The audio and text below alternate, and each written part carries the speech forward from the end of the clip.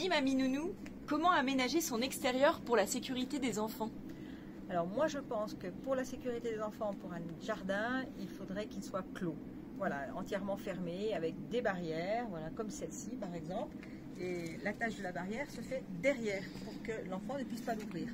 Voilà, donc on protège les escaliers, on protège une route, on protège, voilà, l'enfant pourra beaucoup mieux jouer si on est en sécurité et nous on est déjà beaucoup plus détendu parce qu'on sait qu'il ne peut pas se sauver et qu'il ne peut rien lui arriver en général si on enlève tout ce qui craint dans le jardin.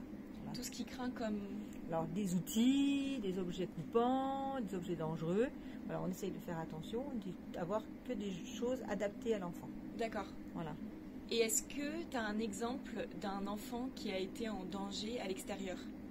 Alors moi j'ai eu un exemple, oui, une fois d'un enfant qui a voulu faire coucou par-dessus la barrière, donc qui a eu la bonne idée de prendre un jeu, de le mettre contre la barrière et de monter dessus debout. Voilà. Donc non, là on fait vraiment attention, normalement voilà, on fait vraiment attention de ne pas laisser les enfants sans surveillance. D'accord. Et comment tu as réagi à ce moment-là? Alors on reste calme parce que l'enfant peut basculer, donc on lui explique pourquoi il ne faut pas faire cette bêtise. Déjà, c'est très dangereux pour lui.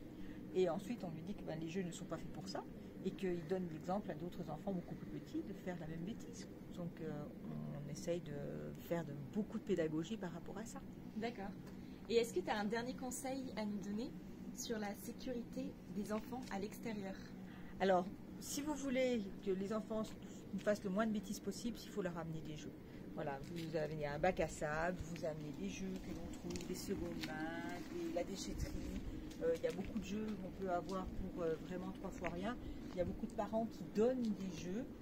Ne pas hésiter à aller sur les réseaux sociaux pour récupérer des jeux. Et là, vous êtes tranquille, les enfants jouent parfaitement et n'ont vraiment pas besoin d'autre chose. D'accord. Merci Mamie Nounou. De rien.